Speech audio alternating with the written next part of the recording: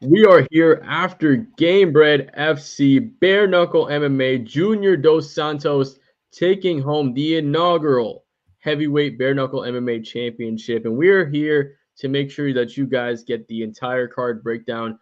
Honestly, top to bottom, one of the most exciting cards I've ever seen.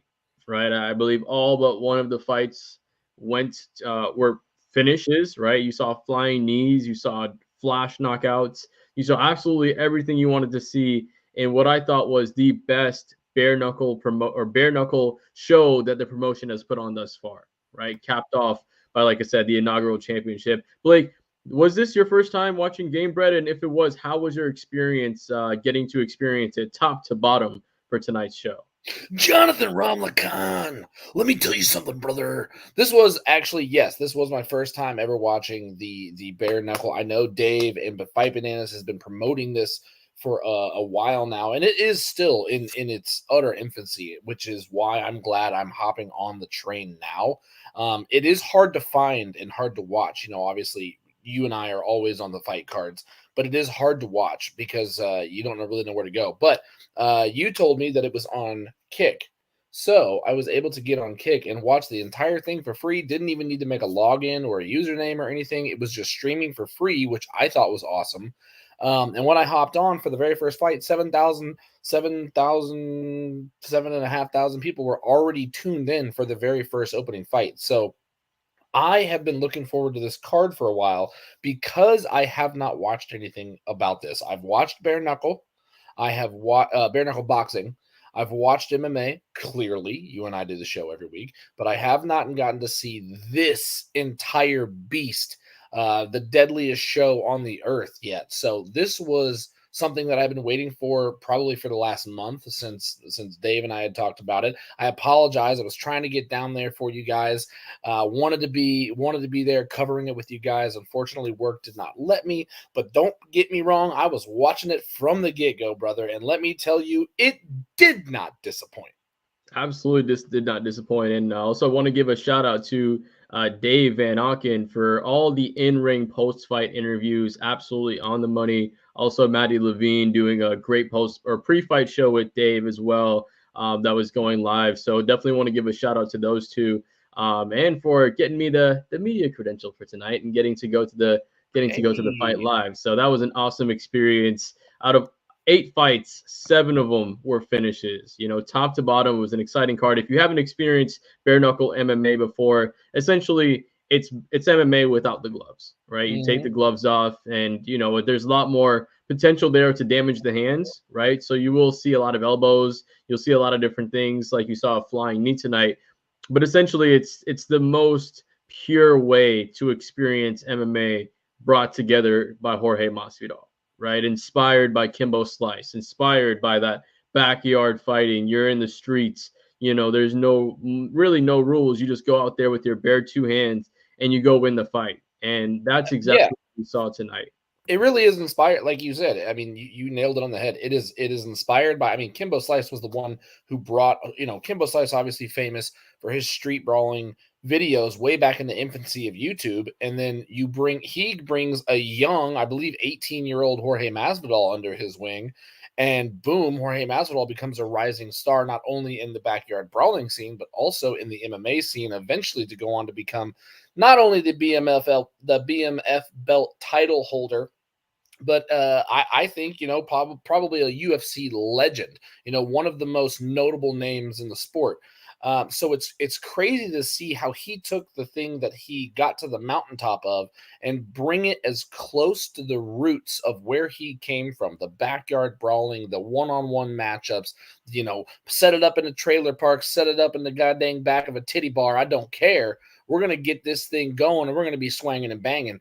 And I love how he was able to take that idea of where he came from and implement it into the sport that he became one of the best in the world at. And that, to me, when you can bridge that gap in something so pure and then something so controlled, it was amazing to watch, man. And I love it. First time watching it, I will be back. Trust me. Absolutely. I mean, the whole Fight Bananas crew will be back. We all know that. Oh, for sure. Absolutely. You know that. And the main event, absolutely one of the best title fights in a heavyweight championship fight that you will see, regardless of promotion, regardless of sport, right? This was an absolutely insane main event. You had Alan Belcher coming in, I believe, off of 9 straight wins. You know, he took a break from 2013 to 2021. And since coming back in 2021, he's had 9 straight wins, 8 of those coming by knockout, right? That's a guy who's experienced bare knuckle, former bare knuckle champion as well, in the heavyweight division. This guy has the experience. Junior Dos Santos coming off of his first bare knuckle win against Fabricio Verdum. And tonight, when they matched up in the ring, you saw what you expected in the first round. You saw the jab of Junior Dos Santos start to bust up and cut up the bridge of the nose of Alan Belcher, and some of those hooks of Alan Belcher getting up and breaking the nose of Junior Dos Santos and busting up the lip of Junior Dos Santos. And it was in the second round where Junior took Alan down. Alan was able to, start to get the scramble to come back up. And as he was coming back up, and let's not, ignore that Junior, whilst he had Alan down, landed some beautiful ground and pound, sliced him, Alan Belcher on the forehead, getting some, gushes of blood coming out from there. Beautiful images. The imagery of both guys just covered in blood was so beautiful to see. Like, it was just a sight to behold there. And once Alan Belcher was, getting up from the takedown, Junior caught him flush with a blindside left hook, dropped him, ground and pound to finish. And Junior Dos Santos, like I said, inaugural Gamebred FC bare knuckle heavyweight champion. And Blake, man, what was your reaction to the fight and takeaways from it? I love how you downplayed just a tad exactly how much blood was left on the canvas in this heavyweight bout, man. These guys were leaking. Junior Dos Santos did excellent with the jab, was able to catch a couple elbows in there, but his jab was able to cut open the forehead of Belcher and multiple times. I mean, it looked like there was about 3 different gashes on Belcher's head, and he was leaking blood. Then when in the first round, I think it was towards the end of the first round, Belcher actually had Dos Santos up against the cage, wasn't able to take him down, but was able to hold him against it. And when he had Junior was trying to maneuver out of it, Belcher landed a clean uppercut right to the nose of Dos Santos and broke that thing instantly. And I know that happened because you could see Junior grab his face instantly as if something had happened. And I was like, instantly I watched it. I was like, that's a broken nose. Junior's broken nose. We're going to see some blood here real quick. And the blood did not last. Did not take too long to make its appearance to the ring because it came a gushing, and there was a giant gash on Dos Santos' nose as well. So both men, absolute warriors in this sport, very respected, each coming from their own respective sport.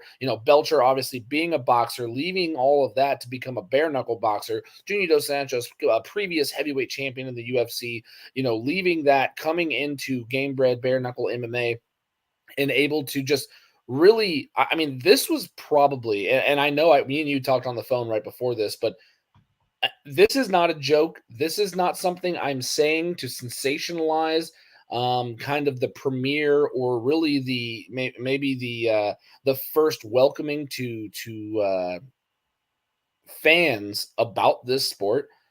This was by far one of the best heavyweight matches across the board in MMA that I have seen. In bare knuckle MMA, the way they have to fight is just a little differently because you don't have gloves on. You have to be a lot more careful about what punches you throw. That's why you see so many elbows incorporated. The elbow is one of the strongest bones in the body. They're not worried about breaking the elbow as much as they're worried about shattering all the tiny bones in your hand, as was mentioned by Robin Black and his counterpart today. Why am I blanking on his name? Brendan Schaub. Thank you very much. And they mentioned that many times, you can't just throw those crazy punches. You can't throw 300 punches in a bare knuckle fight. You're going to shatter your hands. So the punches have to be selective, but boy, when they fire, they are firing on all cylinders. And so that almost makes it even more of a chess match. And this heavyweight fight between these two history champions was so fucking fun to watch, man. Like, it was, I'm sorry, but like, it was so fun to watch. And both guys went out on their shields. I mean, Junior Dos Santos obviously able to, Belcher was able to take him, Junior Dos Santos was able to take Belcher down. And then in the scramble, Belcher was about to get up. trying to create space as he was heading away from Junior Dos Santos. But Dos Santos, as soon as Belcher's back was turned, shimmied up and was able to close that space instantly and fire a mean left hook right as Belcher was trying to turn around, caught him straight on the chin, backed him into the cage, and it was over after that. There was no need for follow-up shots, really. But, this is a sport, and until the ref blows the whistle, you're going to keep fighting. And that was not the first time we saw that tonight. But automatically, I fell in love just on the title fight alone. But from the entire card, top to bottom, like you said, there was only one fight that went to a decision. Is that something we're going to see a little bit more prevalently in the bare knuckle arena? I do believe so, because the shots are so selective. You're gonna have a lot more knockouts. You're gonna be able to see maybe some more submissions, maybe not as many beautifully technical submissions because of the danger of the ground and pound, because of the danger of the boxing and the punching and all of that. But you're just gonna see way more finishes. And as a fight fan, how can you not love to watch a finish? Absolutely. And leading up to this, with main event, Junior knocked out Alan Belcher, right? Who was the teammate of Chase Sherman, who was the winner of the co-main event. So I think this is a good transition to get into this co-main event, right? Chase Sherman versus the hometown boy, Alex Nicholson. And these were two animals coming into the cage here, right? If you haven't watched either of these guys fight, I've gotten a chance to speak with and, get some questions into both these guys. Both of them awesome, down-to-earth people, but you can tell that they have the scary side on them. You know what I mean? These are both two insane heavyweights coming into it that you knew that it wasn't going to leave the first round or leave or make it to the judges' scorecards. And Alex Nicholson started off really good, right? He was popping off his jab. He was actually hitting Chase Sherman with some really good shots. Chase Sherman was hitting to the body a couple times, but man, out of nowhere, Chase Sherman misses, kind of like loads and kind of misses with a right, but swings that left hand, hits Alex clean, knocks him out, hits some super necessary follow-up shots, as Jorge Masvidal would call them. And, at the end of the day, Chase Sherman, I want to say, out of his 19 victories, 18 of them have come by knockout, which is an insane clip. I want to say that's across the board. That has to be one of the highest clips of any fighter, for win to knockout percentage. But Chase Sherman was absolutely devastating in that fight to get that knockout, I should say. What was your initial reaction just to see a knockout that clean from Chase Sherman? Yeah, I'll tell you what. I actually was extremely impressed with Alex Nicholson throughout that first round, because he was peppering Chase, and it seemed like he was cutting him off in the cage. He was able to land a barrage of shots really early. The only problem is that Chase Sherman is known to have an extremely strong chin. That's because obviously if you've seen that boy's neck, it's about as big as a trailer. So he was pressuring him. He was able to get a lot of high volume shots that I thought were not just, it wasn't like that Brandon Royval fight where Royval was throwing a lot of shots, but they really weren't doing much damage. They weren't connecting. They were more range finding shots, just for connection. I thought Nicholson's shots were actually doing damage, but Chase Sherman wore everything with a smile.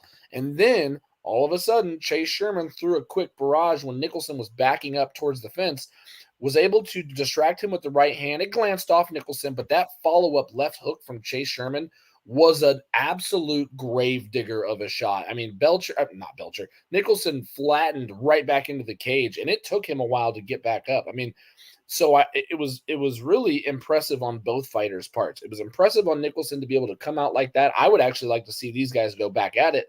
Obviously it wasn't a title fight. That's probably not going to happen, but I thought it was a good fight because Nicholson looked really clean and very intimidating coming into it. Sherman was just able to withstand so many good checks to the chin. Say that 5 times fast. Checks to the chin, and was able to land just that one absolute home run knockout shot with the left hand hook, and put Nicholson's lights out. But those two fights back to back.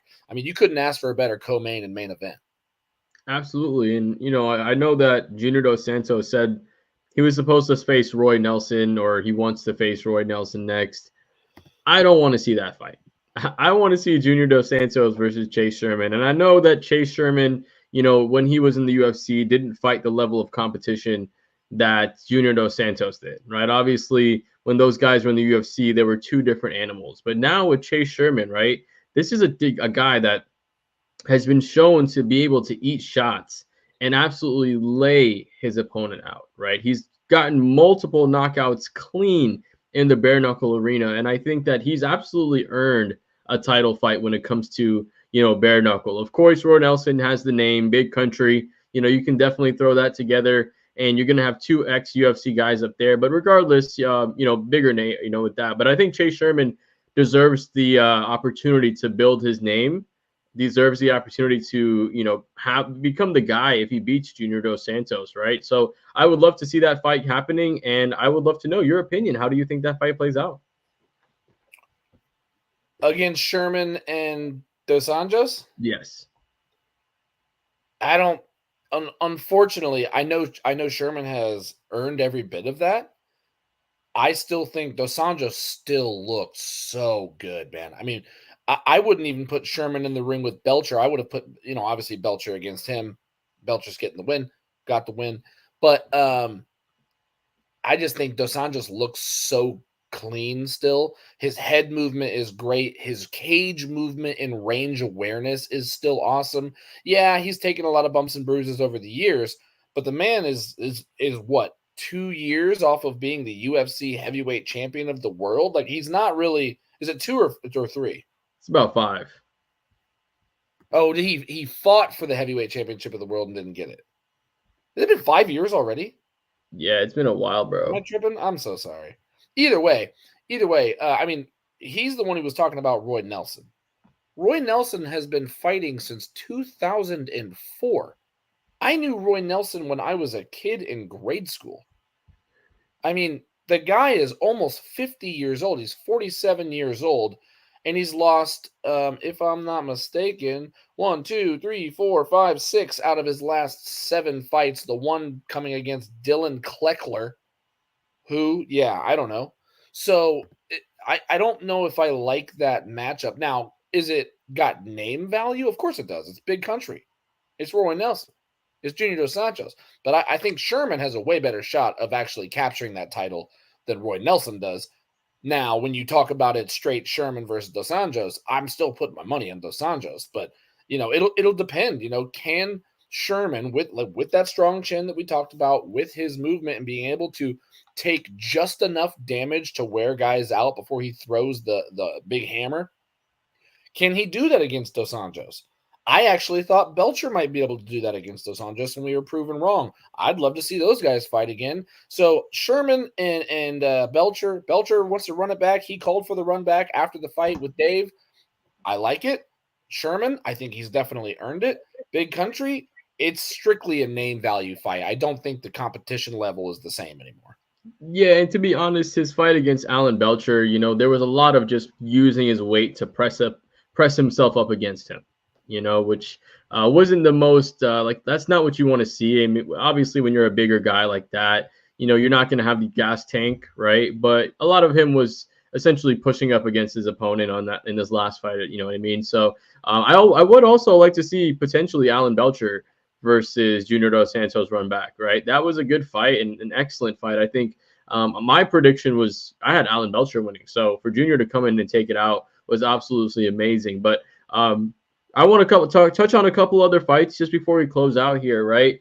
We saw, and in the logo for Gamebred, if you haven't seen it before, there's a flying knee in the logo, right? And obviously Jorge Masvidal has become famous because of the flying knee.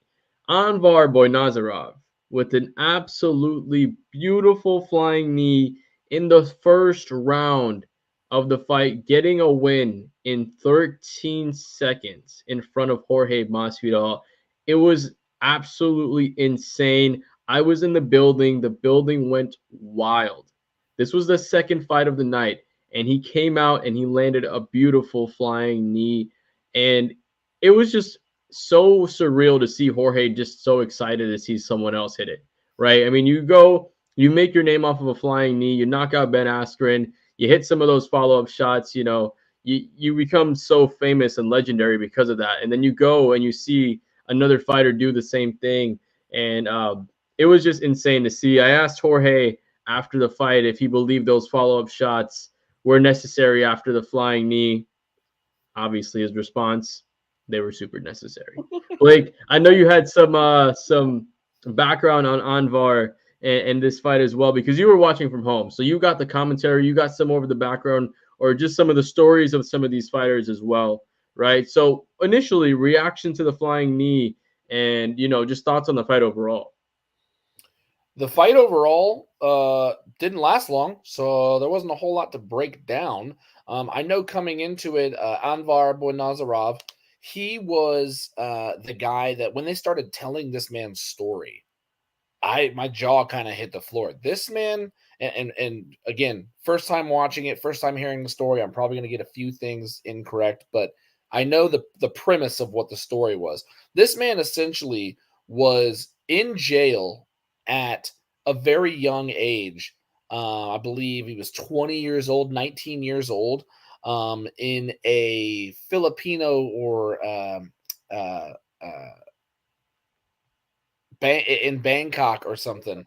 And essentially, almost like the true movie Bloodsport, was able to fight an actual professional fighter from Bangkok. And prisoners could do this to earn their freedom if they won. It's literal human prison cockfighting. Okay. If they were able to win, they were granted freedom. This man won his freedom from prison, then goes on to train in Muay Thai. Okay. He actually, I believe, ends up joining Tiger Muay Thai, one of the famous Muay Thai clubs. And then after that goes on to train in Lethwei, which is, I believe Muay Thai is the, 8 points of contact. Well, Lethwei is 9 because you can use your head. This man came from like the fightingest of fightingest backgrounds, an actual movie character that you could make a movie about. And so when they told this story, and with all due respect to Marlon Gonzalez, because I think the guy is still fresh, I think he's got good potential. He actually came in and hit Anvar right off the bat and was able to stun him, I believe. But again, it was only a 13-second fight. So he landed a good shot. Anvar backed up. As soon as Gonzalez rushed in, Anvar popped up like a goddamn Ninja Turtle and kneed him straight in the face. And then, like you said, finished up with some brutal ground and pound shots on the ground. And were they necessary, John? Were they? They were absolutely necessary. Absolutely, man. And it was just, like you said, just when I was driving home and you were telling me that story, same thing, my jaw was kind of on the floor. Because, I mean, for you to be able to just go into prison, fight someone for your freedom, get the win. He had to win this fight, right? He was in there fighting for his life. He got the win, able to become free, able to get some fights, and now he's in the most, brutal, the most violent sport on earth, Gamebred Bareknuckle MMA. So what a beautiful story for Anvar. I thought that flying knee was one of the highlights of the night for sure. If you haven't seen it, make sure you guys go check it out. There was another one in the UFC as well tonight. They had an insane flying knee too. I'm not sure if you saw that one. There was a body that was caught on the UFC Vegas here tonight. But next fight I want to talk about, Brandon Jenkins versus Tyler Hill, in what I thought was the fight of the night, right? Because this one was absolutely back and forth, right? Tyler Hill and Brandon Jenkins, both are guys. First of all, Tyler Hill, his nickname, I believe, is Zombie, right? Brandon Jenkins has gone to many awards. If you haven't seen his fights before with Zach Jusola, obviously tonight's fight against Tyler Hill, this man knows how to go to war and make it out alive, right? He, in the first round against Tyler Hill, got dropped, right? Tyler Hill dropped him. It was honestly a flash knockout. I think when he hit the floor, he kind of woke back up. The way his body dropped, looking at it from the side of the cage, your body only drops like that when you get knocked out, right? He hit the button, he turned him off, and Brandon Jenkins got back up, right? He grabbed a leg, single leg, was able to survive. Second round comes around. Tyler Hill seems to be weathering a little bit. Brandon Jenkins, really good kicks. And then he is able to get the finish, right? He gets some punches, knocks him down, puts Tyler Hill out with a beautiful comeback win by Brandon Jenkins. Was able to get some questions for him after the fight. Asked him where did that dog come from, right? Or why does he have that dog in him to just go after war after war? He was just telling me that, it's just an instinct essentially. Like he doesn't always want to go to these wars, but it just ends up coming out of him just because he's got that dog in him, man. And what was your thought? Do you think this was your fight of night? Was this your fight of the night as well? And just overall performance by Brandon Jenkins tonight? As far as overall performance, I'm going to go ahead and say both fighters were, like you said, back and forth, back and forth, back and forth. The one thing that you noticed a giant difference on was Tyler Hill came out. He was very tense, but he was very aggressive. Brandon Jenkins was very comfortable. He seemed a little bit, blasé, and not in the sense of that he wasn't ready or that he didn't care. It was just more, he felt like he was kind of in a much more relaxed state. And this was the main thing I noticed in the very first round. That's why Brandon Jenkins was able to avoid quite a few hits in the first round. But Tyler Hill was also able to land quite a few, maybe because Jenkins was still trying to gauge exactly what he was going to do. I thought Tyler Hill was almost going to blow his entire load in that first round. He ended up not. They were able to take it into the third round, which I actually did not expect. I thought this fight was going to be over in the first round just based on both of these guys' histories. Brandon Jenkins, in his own words, to our main man, Dave Van Auken, in the octagon after the win, said, I wake up and choose violence every single day. And I truly believe that.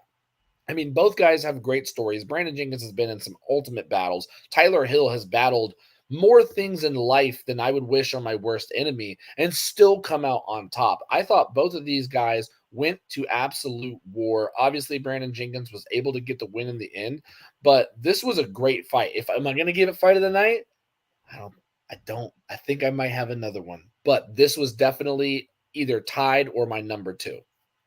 Yeah, no, it was definitely a super fun fight, though. Back and forth, like you said.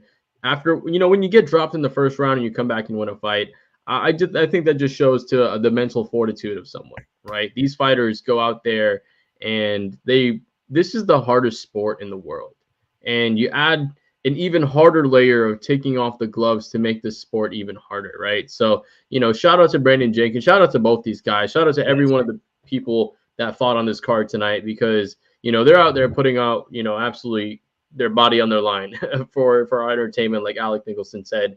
A couple more ones I want to touch on real quick. I want to just give some love to Jesse Ronson.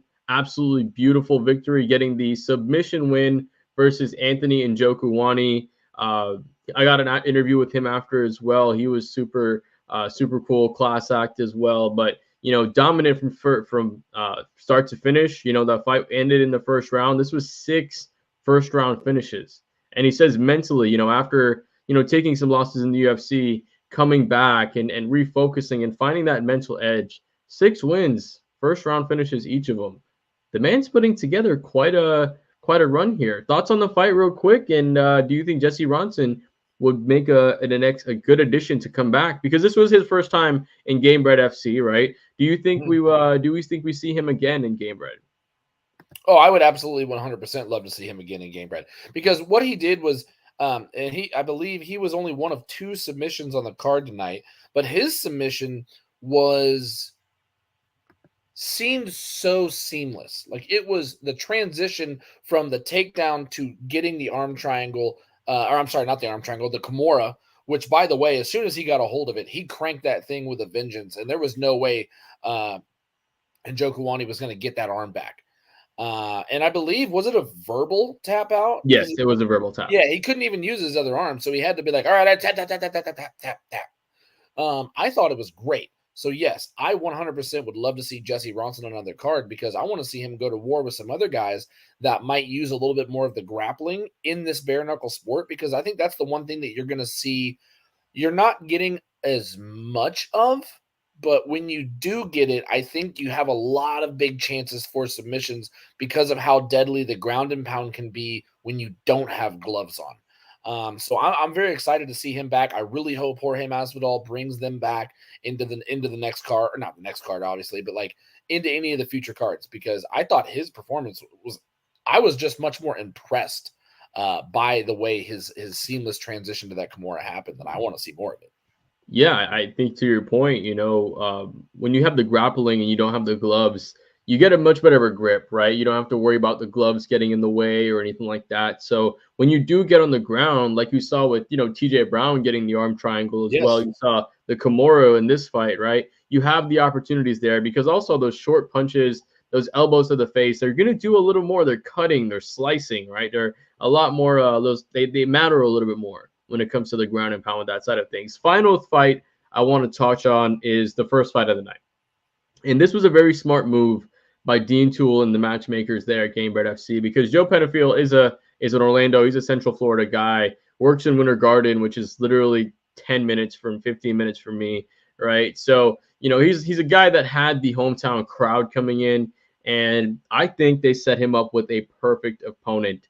Charles Felony Bennett, crazy horse. If you don't know the motherfucker before, he is not known for his skills, but he is known for his antics. He came out in a head-to-toe weed suit, which was hilarious to see. It was like a zip-up weed suit, and I just thought it was hilarious. The dude is funny. He came out to a love-making song and was making love in the octagon, essentially, while they were calling his name. The dude's a character, man, and both these guys are. During the weigh-ins, when they faced off, Charles Bennett told Joe, he's like, man, your chest is smooth. You just shave your chest? Like, who says that, right? Charles Bennett, funny guy. Eddie Martin. Oh, it's our boy Eddie, dude. Eddie! I was able to see you, man. Appreciate you coming out there, man, and joining out. Eddie, dude, what a night for real, man. If you were there for all the fights, bro, like, whoo, top to bottom. I know we've covered a couple fights together. Out of almost all the fights that I've covered live, this has to be one of the most exciting ones. Between this and there's, with a couple of the PFL championships that I've covered where the title fights were on the line, that one in South Florida, that was really good when Roy Cooper knocked out Magomedov. That was also an excellent night too. But this night, I think top to bottom with all of the fights, one of the best cards I've had the pleasure of covering live. So shout out to the boy Eddie, for making it there live too. Miss you, bro. Hopefully I can see you soon and we can get some link up or so do something, man. But appreciate you joining in the comments, my man. But last one I want to finish out with Joe Penafiel versus Charles Bennett. Just overall, the antics in this fight. You have two guys, right? Penafiel, first win in Gamebred. He's had a couple fights here. Always entertaining. Hasn't got the win, but he was able to get the win tonight. What did you see from Joe Penafiel that you like? And was this fight the exciting start to the card that you hoped that it would be? Yeah, so I actually hopped on the stream on Kick. Shout out to Kick.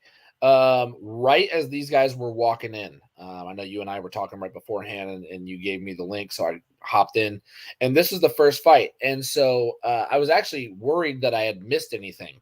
And I'm glad that I had not. And this is a timely manner because, one, Joe Penafiel, the hometown man of the people is really what Joe Penafiel was. He invited after he was able to get the win over Crazy Horse Bennett, he invited everybody out to come to the bar that he worked at. He's like, let's go drink some light beers because I get fucked up off IPAs, so let's just go pound a bunch of drinks and have a good time. You guys are all welcome. He showed so much love to Orlando, so much love to his family, to Jorge, everybody out there. And what better way to start off the card with a guy who works 10 miles down the road, or 20 miles down the road? Like, he's known around the community for something else, and then he gets to go in there and put it all on the line for not only him, not only his family, but also the promotion that gave him the chance. Excellent. Now, talking about his matchup, Charles Crazy Horse Bennett, or Charles Felony Bennett, whichever one you want to go with.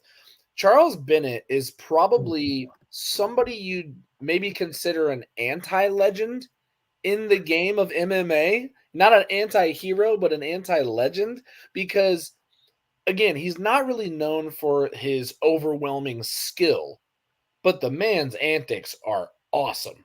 And he has been in over 80 MMA fights. 80.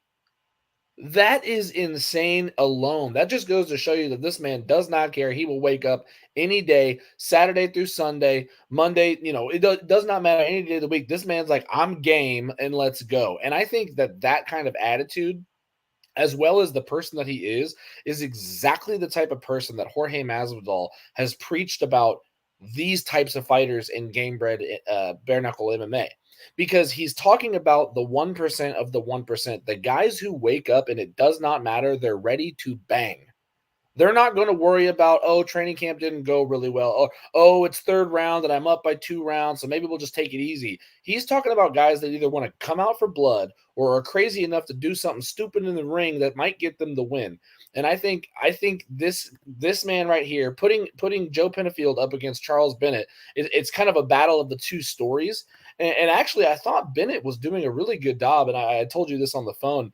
I thought he did a really good job of almost displaying sort of a drunken monkey style defense in the first. He was getting tagged a little bit, but his movements to avoid some of Penfield's punches were unorthodox, to say the least. Obviously, like Eddie says, best shape Charles has been in a while. Obviously, he did get gassed out later in the fight. He took some mean punches and split his lip, but he was still coming. He was still fighting. He was still pushing forward. And again, I think it's the mentality of that type of fighter that Jorge Masvidal and Gamebred Bareknuckle MMA has wanted this entire time. And that's the kind of guys they're trying to put on display. Some absolute hard-hitting killers. And that's exactly what we got. I think the fight started off with a bang. Yeah.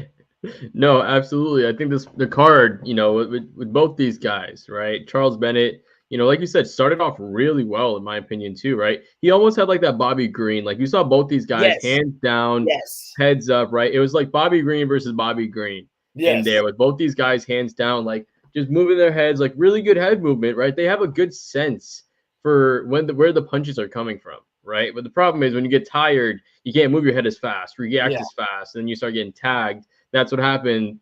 Ground and pound, finished by Joe Penfield. And like you said, awesome for him to finally get the win in Gamebred, where he's bled so much, right? He's given so much to this company on the losing end. And for him to finally get the win, and not only to win, but just to get it in his hometown, like essentially just here in Central Florida, in Orlando, right? Super awesome moment to him. And yeah, definitely both of them. To watch them as a fan, that makes you the winner, right? Because both those guys are always going to throw down. Both those guys are going to be entertaining as well. So with that, there's no official awards, right, when it comes to this, but we'll give our awards. So I'll start with mine. Blake, I'll let you give yours after. So for my fight of the night, I'm going to go with Brandon Jenkins versus Tyler Hill. I thought that was an absolute back and forth war. Like I said, Brandon Jenkins getting dropped in the first round, coming back, getting the dub in the third round by TKO. Absolutely insane victory by him. And for finish of the night by me, the flying knee is the obvious choice, but I want to give it to Chase Sherman, man. Because, with that, I think just after getting tagged so much, and, you hear the statement, it only takes one all the time. But this is one of the fights where you saw where it only takes one come to life. Because it wasn't really like, both guys were getting punches in, don't get me wrong, but Alex had the edge, right? He was having the upper hand early parts in the fight, and Chase, out of nowhere, it only takes one, gets the knockout. Like I said, the flying knee was absolutely amazing. It was definitely the pop moment of the card when it came to that side of things. But I definitely think that to Chase Sherman, it was just a little more out of nowhere when it came to like, oh, this guy's getting tagged up. He's on the losing end of this, right? Oh, he's winning. He's winning. It's done, essentially. So, yeah, essentially, those were my two. Blake, give me your two. Show me the love. So I'm actually going to give 3 because there's so many knockouts. I believe I have to give a knockout of the night. Not only the performance of the night and not only the fight of the night, but because there's so many in this sport, I got to give a knockout of the night. So my knockout of the night, I'm going to go ahead and give it to Chase Sherman. The way to come back in a fight where you were actually down to Alex Nicholson, like that was amazing. And the style in which Nicholson fell, that was just so pretty to watch, man. So knockout of the night goes to Chase Sherman. Performance of the night, I'm going to give to Anvar Boyanazarov because a flying knee is always just fun to watch. And when you're doing a flying knee in the house of Jorge Masvidal, who's the flying knee absolute champion, how much better? I mean, how much more of a perfect story could you write right there? So I got to give performance of the night to him. And then obviously for me, fight of the night, and I alluded to this earlier, yes, it's tough between Brandon Jenkins and Tyler Hill, but I got to go with Junior Dos Santos versus Alan Belcher because I was going back and forth this whole fight. Oh, I think Belcher might be winning. Oh, I think Dos Santos is winning. Damn it, they're both bleeding everywhere. There's 2 gallons of blood on the car. Are they going to clean that up during the rounds? Like my brain was all over the place in this fight, and yet the skill level and the performance and the toughness from each fighter, who, like I said, were leaking. Junior Dos Santos broken nose. Alan Belcher cuts all over his face, multiple gashes, and yet these guys were still going at it until the bitter end. So I have to give that my fight of the night. Yeah, it was an insane fight. Just overall, top to bottom. Like we said, guys, if you haven't already watched Gamebred FC, check it out, right? Go watch some of the highlights. This fight, like I said, out of the 8 fights, 7 of them were finishes, right? You saw insane knockouts, right? You saw in the co-main event and the main event, 2 guys, heavyweights, getting knocked out, right? And a total, like one dude getting knocked out cold in Alex Nicholson, like, which you don't really, I mean, you see guys getting knocked out, but you usually see them get to cover up before the end of it, right? He went cold, right? And then, yeah, the way that JDS, smeared and gave the knuckle to the lens was an absolutely amazing visual to cap off. Did you get to actually see it, John? I saw I saw the video of it. Yeah. Okay, because when I was watching it, he looks, smiles, and just rubs it all over. And Brendan Schaub goes, "Yeah, there's blood all over that camera right now." And I was just like, "Fuck yeah, that's what this is about, dude." Oh my God. Insane. Absolutely insane. This night was phenomenal. Like I said, shout out to Dave Van Auken letting me cover it live and then letting me and Blake obviously have the platform here. Shout out to Eddie joining us in the comments, man. We really appreciate you, bro, for coming in and joining the conversation, man. So anytime you want to, bro, just hop into the comment sections, bro. We love you, man. We love you. Yeah. And I want to give a shout out as well just to my other sports network, 5 Region Sports, too, because one of the camera dudes actually recognized me from there, which is the first time that's ever happened in my life. So that was just a pretty cool moment. So, shout out to 5 Regions as well. Of course, shout out to Fight Bananas for taking care of us as well. And guys, if you haven't, make sure you guys like the video. Make sure you subscribe to all the feeds. Check out the next Gamebred FC if you haven't already. Make sure you guys don't miss out. Go check out the highlights. Me and Blake will have you covered next week. We got UFC 299 in Miami. Chito Vera versus Sugar Sean O'Malley. You got Benoit Saint Denis versus Dustin Poirier. The card is absolutely insane, guys. Don't miss it and keep it locked in right here with Fight Bananas. We'll take care of you. Blake, any final thoughts, any final closing words before we finish out here tonight? Final thoughts for the most beautiful man to ever host a MMA show, John Ramakan here.